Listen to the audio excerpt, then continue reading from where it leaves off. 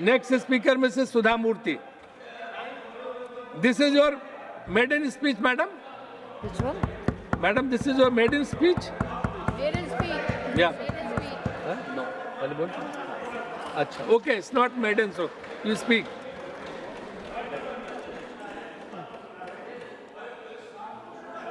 Hello.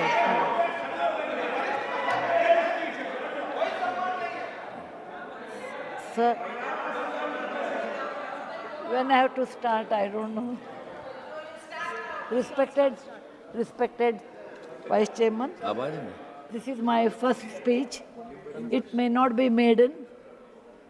How much time do I have, sir? 5 minutes. Okay. Sir, 5 I'm minutes, not a madam. politician, and I do not know how to talk for against neither of them. I have been chosen nominated by President of India.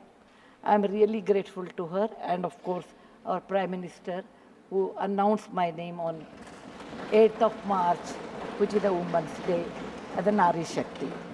I have always worked for poor, and I'm always on the field, so my experience is entirely different than both sides of the house.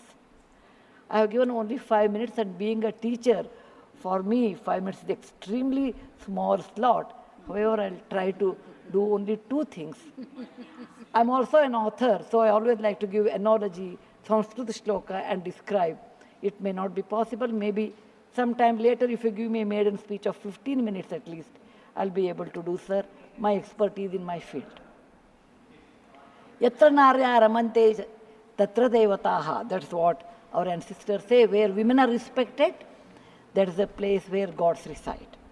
And I want to tell you, the most important thing for women in general, is her health, because she always neglects her health and takes care of the family.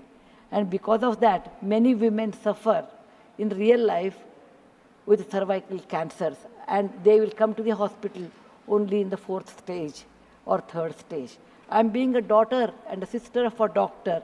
I'm aware of this, and I've worked in my last 30 years with Infosys Foundation on this particular area, and that I want to give a suggestion. There is a vaccination which is given to girls between the age of 9 to 14, known as the cervical vaccination, which can, if the girls take that, it can be avoided.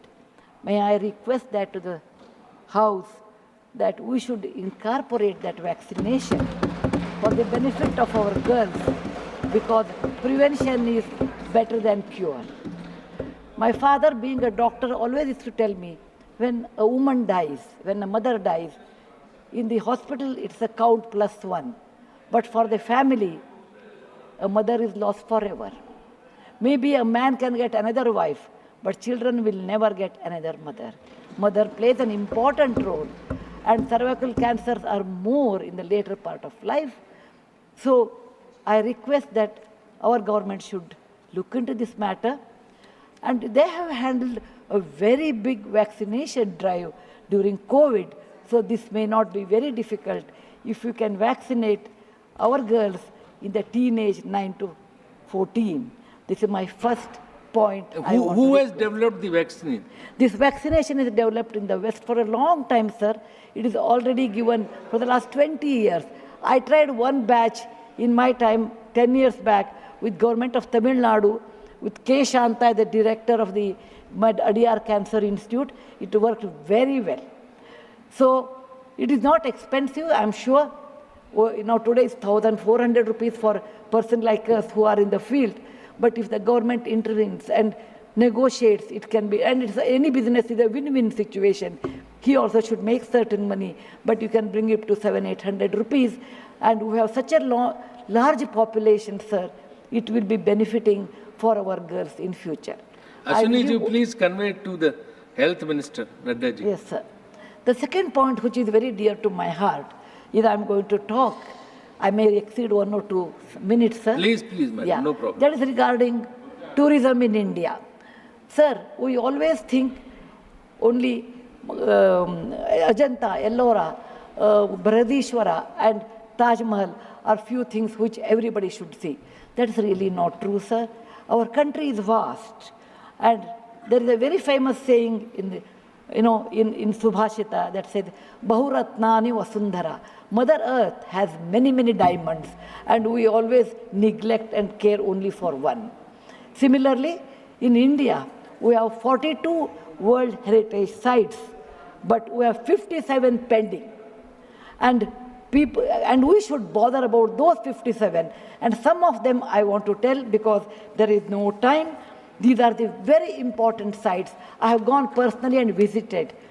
Being a granddaughter of a school teacher and a history teacher, for the last 60 years, sir, I have done a lot of research in our own culture, our own temples, monuments in India. And whatever I have done, in nutshell, I want to give. There is a marvelous statue of Tirthankara, not Tirthankara, Bahubali at Shravanabelagola, which is a gem. It is in Karnataka. There are a group of monuments in Mandu, in Madhya Pradesh, who are very, very beautiful. There are caves or the prototyping of any temple you take in India. Its prototyping is done in Badami, Aihole, Pattadkallu in Karnataka, northern part of Karnataka, where I belong. I'm very proud about it. See Lingaraja temple, see any temple in India, Konark temple, everything prototyping is done in 575 AD in Karnataka. These three places which are not in World Heritage Center. You have, if you go to east, you have Tripura state, and they have fantastic sculptures known as Unakoti. Nobody knows who has done. They are 1,500 years old. Then you have Natural Roots Bridge in Mizoram and the eastern part of India, which is God's gift to us. We go to other countries and we see, but we never value because we have diamond in the hand, we search for the broken glass pieces. There is a complex of the temples in Srirangam, and people must have, some of them must have seen from South India. I'm sure northern and eastern part of India people might not have seen. They are marvelous. They are as good as Brihadeshwara temple of Tanjavur, which is a World Heritage Site. There are beautiful Mughal gardens in Kashmir. We always go and see the film shooting, but we'll never realize they are not in the World Heritage Sites. So the advantages of putting them on the World Heritage Site, number one, the package should be done very well so that people can come and see them. The package should be conveniently done so that you should have good toilets and good roads so that the tourists can come.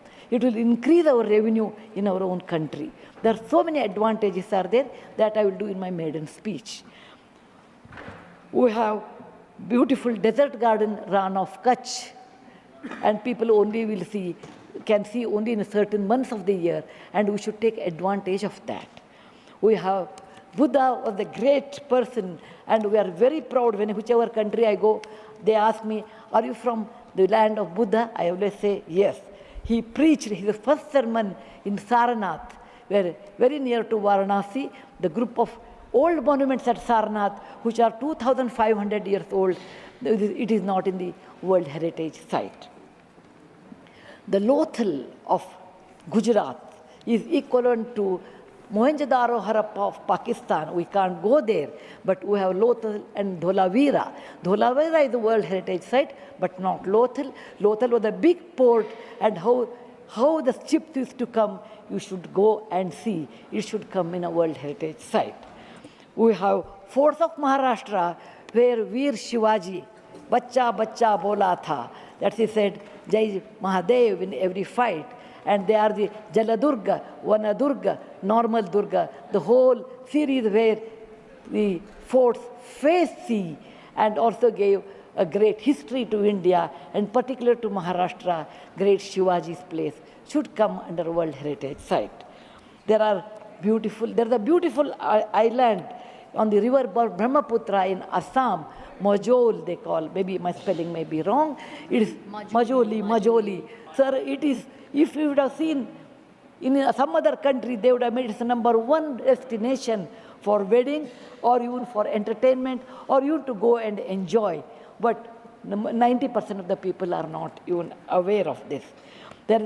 When you see the old parliament, you say, oh, these people, Westerners have come and they have built this one. People from architect from India, in UK, they came and built it. Sir, it is nothing but, if you see the prototyping of that 1,000 years back, built in Madhya Pradesh, from Gwalior, 30 kilometers, it is called Mitavali. It's a Chausashta Yogini temple.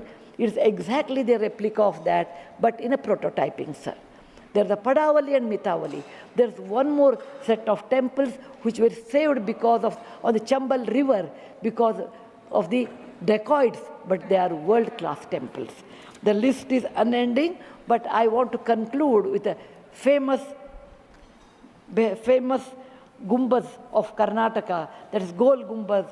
It was ruled by the Adil Shahis in 1400 to 1685, and it's one of the marvelous things in India has produced, where you can have the echo of 7 times. My list is 57, but my time is limited. So, sir, this is an opportunity. As a young girl, I used to look at Rashtrapati Bhavan. I used to look at Rajpath Sabha. I used to always feel lucky are those people who stay there, who go there, who can talk, who can express. I never knew one day will come to me in my life, I can stand and talk about what I believe in. I want to conclude with a shloka which our ancestors have taught us, or my grandfather has taught when I was young. Whatever work you do, beta, do it with your mind, with buddhi, and with 100% concentration. We are in a country where there is so much diverse culture, but still we are all one, like 5 fingers make a mushti. We all have that character, which is very much Indian character, that we may differ in dress, food, language, but we are all one. I want to serve in my tenure, Rajya Sabha, with one single motto, Kayena Vacha, Manasaindriyarva, Buddhyatmajava, Prakriti Sabhavat, Karomi Yadyat, Sakalam Namasvi, Narayana Samarpayami. It is not my husband Narayan Murthy, it is Narayana the God, or the God whom you believe. It need not be Narayana, it could be anybody. So with a single-minded, with my mind, with my buddhimatta, with my concentration, with my whatever is the age I have, I am 74, going to be 74, but God willing, I will put my 100% in Rajya Sabha and work. Jai Hind, Jai Bharat Mata. Thank you, madam.